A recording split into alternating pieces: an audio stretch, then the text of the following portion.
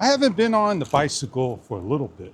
I'm back on it, and off I go. I gotta pay attention to where I ride. I want to make the light. Hang on. The mornings are a lot colder, and it's nicer to ride more during the day now. You know, daylight saving time's coming around. Lighter later in the morning, darker earlier in the evening. I was offered a RC 1/20th scale. Oh, do top speed, but don't show the body. How am I supposed to show the car if I can't show the body? 1/20th is like that big, right?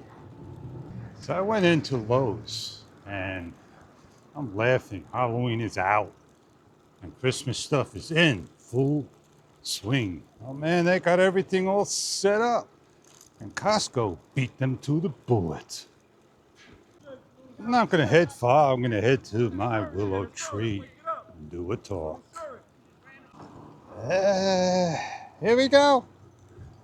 These are the days that are most enjoyable. And you have fun with what you got.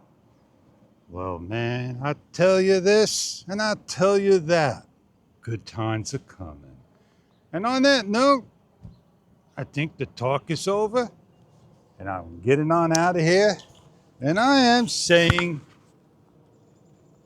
thank you.